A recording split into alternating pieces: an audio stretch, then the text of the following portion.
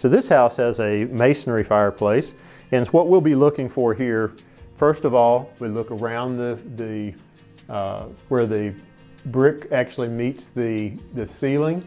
And you can see here that there are actually repairs to the ceiling.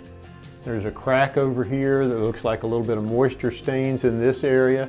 And it actually looks like moisture has actually been coming down the face of the fireplace here all the way down.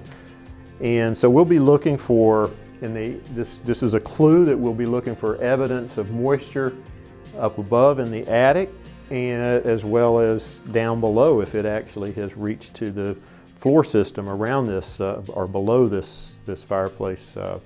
So we also, if we look at the firebox, we're looking here to see that the brick is in good shape, that there are no cracks between the brick. What can happen if this is damaged or there's cracks between the brick? Actually, this fire brick is actually designed to be a protection between the fire and the framing that's behind the fireplace. So here we can see that there's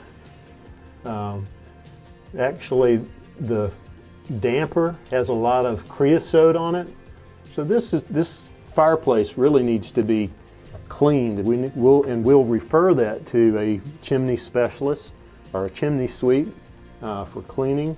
And in that process, I mean, we can't actually see the flue or the flue liner, and so that's something that a chimney specialist would be able to do.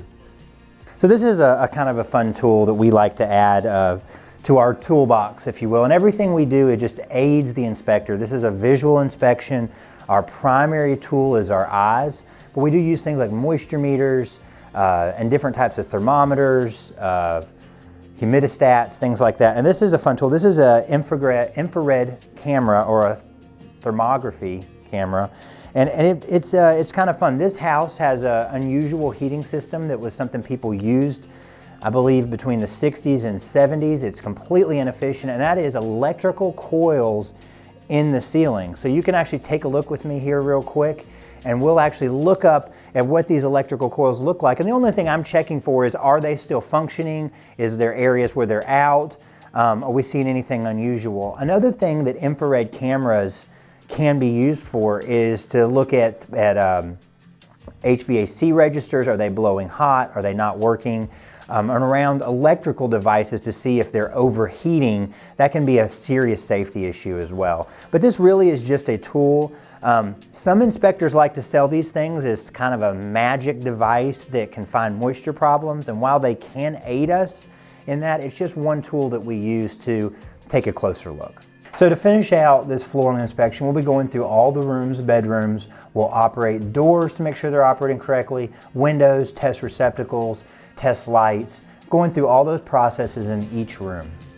So we're in one of the bedrooms here, and notice at in the ceiling that there is a crack in the ceiling. It looks like there's some repairs to the ceiling over here. So again, this is actually a clue that to be looking for any potential moisture intrusion from above in this area.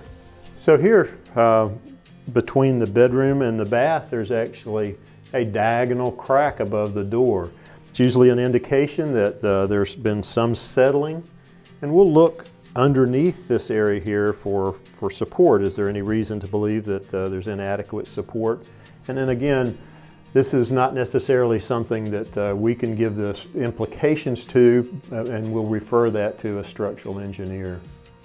So here in the bathroom, there's several things that we do. We operate the light. If there is a ceiling fan, and there is not in this situation, we'd operate the ceiling fan. There's a window, so this bathroom has to have ventilation. So they're using the window here for ventilation, so we'll operate the window as well. We'll flush the toilet. We'll look in the tank to make sure that there are no cracks or defects there, make sure that it flushes correctly. And then with the sink, we want to operate the sink to ensure that, and I don't know whether you picked that up or not, but when it first came on, there was actually a kind of a brown tint in the water. So this house probably has some type of galvanized supply lines. You're not seeing it cleared out pretty quick, but we'll want to make sure that we get adequate hot water, and then we'll operate it in the cold side. And we're seeing here that water is actually coming out around the valve, so we'll want to note that and refer that to a plumbing contractor. We'll operate the drain, make sure that the drain holds water as it's supposed to. And we see that it does. And we'll release that, and then we'll look underneath to see that is there a leak in the drain system or in the supply. And we see that it seems to be in good shape. Now, this has a metal trap, and you can see that the metal is actually beginning to corrode here, so that actually should be replaced before it develops a leak. So one other thing that we'll want to do here is we actually record all the materials used in the plumbing drain system as well as the supply side. But here we have a metal trap, a chrome metal trap, but I'm also seeing a galvanized piece of pipe here. So we'll have to note that. We'll probably see more of that when we get to the basement.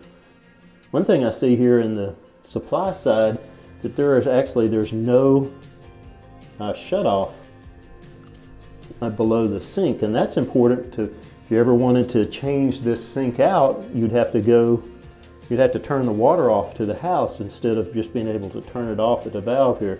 We've got some corrosion here at this point too, so we'll note that in the report.